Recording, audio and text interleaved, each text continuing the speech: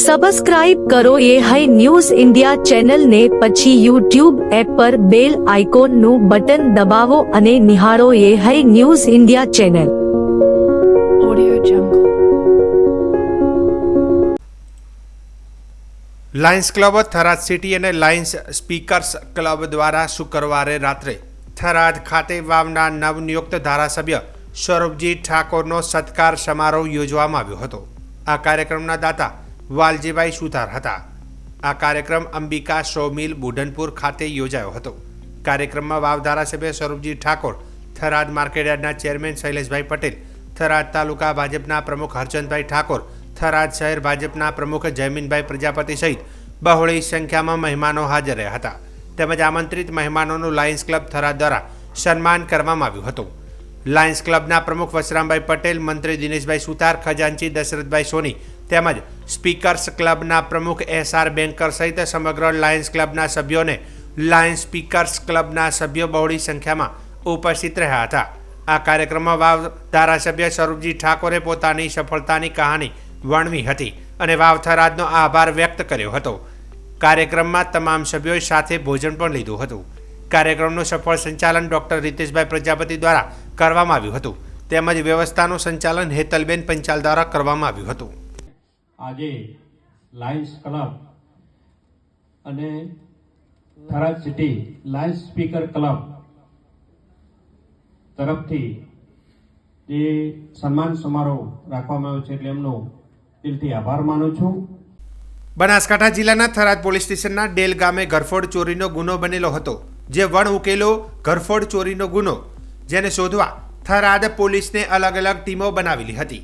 જેમાં મળેલી માહિતી અને ટેકનિકલ એનાલિસિસ આધારે હિતેશભાઈ મુળાભાઈ ઉમાભાઈ પારેગી રહે તડાવ તાલુકો વાવ ગુનામાં સંડોવાયેલો હોય, જેની તપાસ કરતા વાહન ચેકિંગ દરમિયાન ઈસમ પોલીસને મળી આવતા પૂછપરછ કરતા ડેલ ગામે થયેલી ચોરીની કબૂલાત કરી તેની સાથે ચોરી કરવા આવેલા બીજા બે ઈસમ હિતેશભાઈ નાનજીભાઈ રાજાભાઈ પરમાર રહે તડાવ તાલુકો વાવ તથા અરજણભાઈ બાબુભાઈ ભાવાભાઈ પરમાર રહે તડાવ તાલુકો વાવ સંડોવાયેલો હોય, જે બે ઈસમોને પણ પોલીસે પકડી પાડ્યા હતા.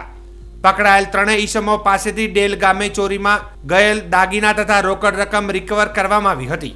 જેઓની પૂછપરછ દરમિયાન થરાદ પોલીસ સ્ટેશનના ચુડવેર ગામે બે અલગ અલગ જગ્યાએથી ચોરી કરેલા તથા માવસરી પોલીસ સ્ટેશનના ફાંગડી ગામે તથા વાવ પોલીસ સ્ટેશનના ભાખરી અને ઢેરિયાણા ગામે અલગ અલગ ઈસમો સાથે મળીને ચોરી કરેલી હોવાની કબૂલાત કરેલ છે. આમ કુલ 6 ઘરફોડ ચોરીના વણઉકેલા ગુનાઓ ભેદ ઉકેલવામાં આવ્યા હતા. થરાદ ડીવાયએસપી SM વાળોતરિયાએ જણાવ્યું હતું કે થરાદના ડેલ ગામે થયેલી ચોરીના મુદ્દામાલ સાથે 3 શખ્સને ઝડપી પાડ્યા હતા. આ રીઢા ચોર અને આ સિવાય 5 ગુના અમારા ડિટેક્ટ થયેલા છે. આમ કુલ 6 ગુના ડિટેક્ટ થયા છે. એક માવસરી પોલીસ સ્ટેશનનો ગુનો, 2 વાવ પોલીસ સ્ટેશન વિસ્તારના ગુના અને 3 થરાદ પોલીસ મથકના ગુના છે અને ડિટેક્ટ પણ થયા છે. 6 ઘરફોડ અનડિટેક્ટ ચોરીના ગુનાઓનો ભેદ ઉકેલો છે.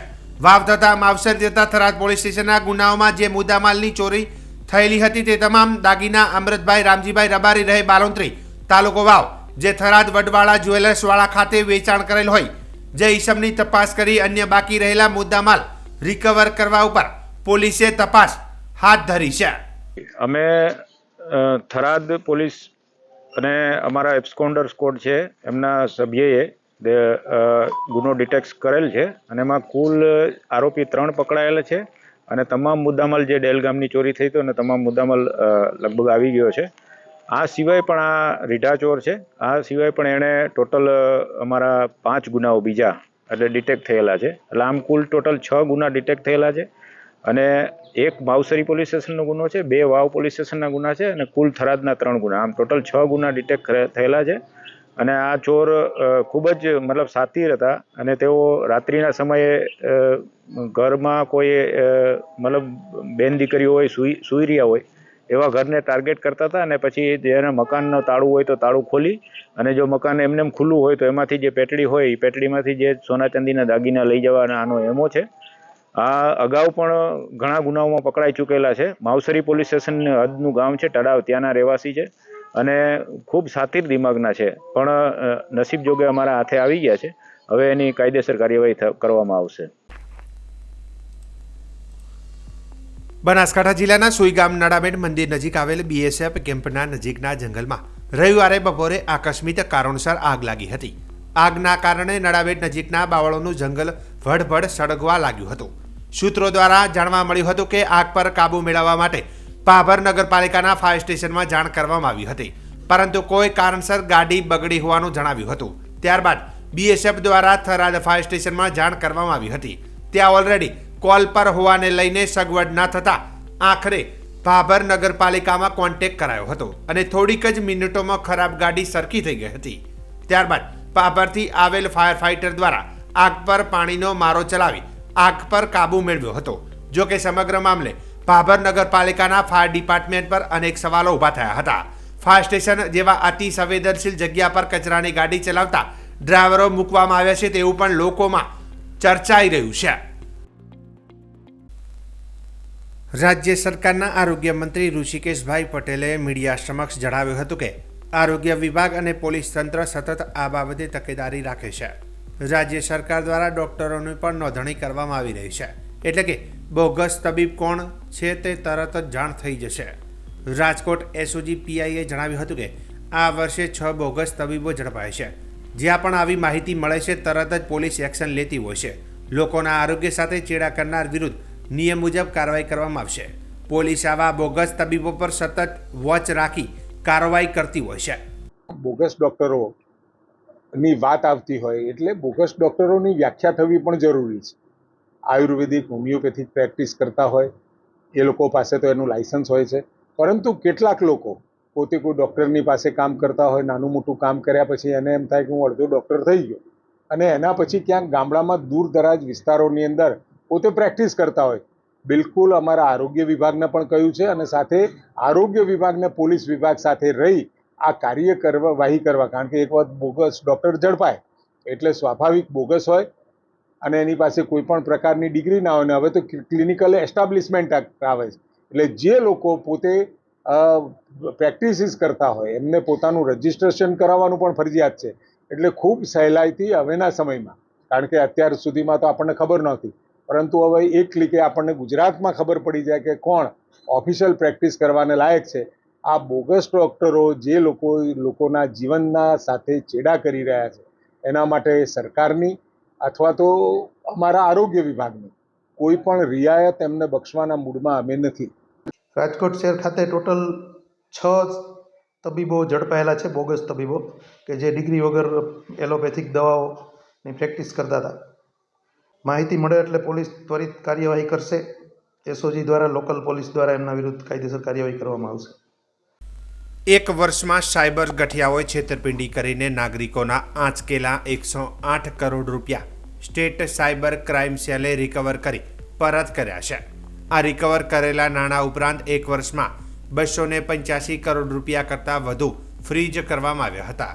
સાયબર ફ્રોડ થયાના ગોલ્ડન અવર્સમાં મળેલી ફરિયાદોમાં નાણાં ફીઝ અને રિકવરી રેટ સૌથી વધુ રહ્યો હતો.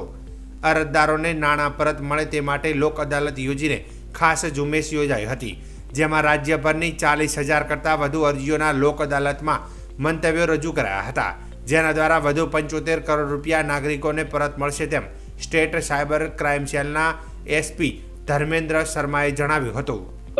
हमने 108 करोड़ जो है हमने वापस लाए हैं, जिसके फ्रॉड हुआ था, जिनके साथ डिजिटल अरेस्ट हुआ था या किसी भी तरह से अलग अलग अमाउंट से हुआ था. हमने कैसे वापस लाए और उसके अलावा भी हमने जो रकम है वो फ्रीज की है. किस तरह से આપણે જે ગુજરાત સ્ટેટના જે સ્ટેટ સાયબર સેલ છે એમાં જે કમ્પ્લેન નોંધાવવામાં આવે છે, એમાં જ્યારે કમ્પ્લેન આપણે પોર્ટલ ઉપર નોંધાઈ જાય છે I4Cના પોર્ટલ ઉપર, એના પછી અમારા જે બેંક કોર્ડિનેશન ટીમ છે એ બેંકો સાથે કોર્ડિનેટ કરે છે કે જે વિક્ટિમનો પૈસા છે એ કયા બેંકમાં અને કેટલા પૈસા ગયા છે. પછી એના આધારે જેટલા બેંક શંકાસ્પદ બેંકો છે એમના અકાઉન્ટ ફ્રીઝ કરવામાં આવે છે અને પછી જે પૈસા જે જગ્યા રોકાઈ જાય છે એમને પછી વિક્ટિમને પરત આપવામાં આવે છે. અત્યાર સુધી આપણે જે ટોટલ છે આ વર્ષે 108 કરોડ રૂપિયા અમે વિક્ટિમને પરત અપાયા છે અને છેલ્લા 14 ડિસેમ્બરના દિવસે એક લોક અદાલત યોજાઈ હતી, જેમાં બીજા 75 કરોડ રૂપિયા પરત આપવાની પણ કામગીરી થઈ છે. ફ્રીઝ પણ રકમ એક આપણે મોટી કરી છે જે અત્યાર સુધી ફ્રીઝ થયેલી હોય અને જેને છેતરપિંડી થઈ હોય ભવિષ્યમાં તેના સંદર્ભમાં કઈ રીતે આપણે આગળ વધશું અને રકમ કેટલી છે? આપણે જે ટોટલ જે ફ્રોડ અમાઉન્ટ થાય છે એમાંથી આપણે જે ઝડપથી કમ્પ્લેન થઈ જાય છે તો એમાં આપણને મોટા અમાઉન્ટ ફ્રીજ કરવામાં સરળતા મળે છે. અત્યાર સુધી અમારા જે સ્ટેટ સાયબર સેલ છે એને 285 કરોડ રૂપિયા ટોટલ જુદા જુદા અકાઉન્ટ્સમાં જ્યાં વિક્ટિમના પૈસા ગયા હોય એમાં ફ્રીજ કરાયેલા છે. એ આખા ઇન્ડિયામાં સૌથી વધારે રકમ છે જે આપણે ગુજરાત સ્ટેટ સાયબર સેલે ફ્રીજ કરાઈ છે.